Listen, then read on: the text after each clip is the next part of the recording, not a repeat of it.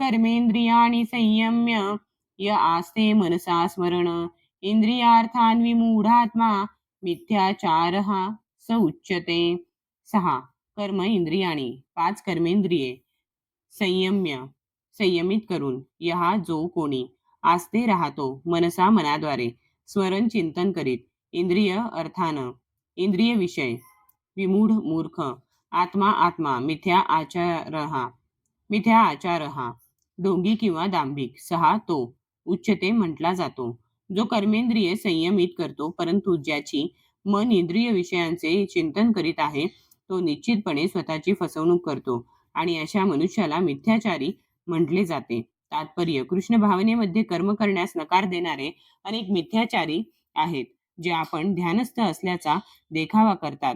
वास्तविकपणे असे लोक आपल्या मनामध्ये इंद्रियोपभोगाचेच चिंतन करीत असतात. असे ढोंगी लोक फाजील अनुयायांना फसविण्यासाठी शुष्क ब्रह्मज्ञानावर प्रवचनेही देतील, पण या श्लोकामध्ये सांगितल्याप्रमाणे हे लुच्चेच असतात. इंद्रिय तृप्ती करता मनुष्य आपल्या कुवतीप्रमाणे कोणत्याही आश्रमाचे पालन करू शकतो, पण जर त्याने त्या आश्रमांचा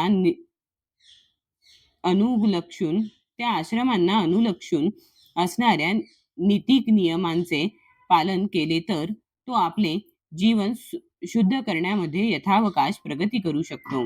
तथापि आपण योगी असल्याचा देखावा करतो, पण वास्तविकपणे इंद्रिय भोगांच्या विषयांच्या शोधात असतो. तो जरी तत्वज्ञानाबद्दल बोलत असला तरी त्याला लुच्चाच म्हटले पाहिजे. त्याच्या ज्ञानाला कवडी मात्रही किंमत नाही, कारण अशा पापी मनुष्याच्या ज्ञानाचे फळ भगवंतांच्या मायाशक्तीद्वारे हिरावून घेतले जाते. अशा मिथ्याचारी व्यक्तीचे मन नेहमी अशुद्धच असते, म्हणून त्याच्या ध्यानाच्या दिखाव्याला कवडी मात्रही किंमत नाही.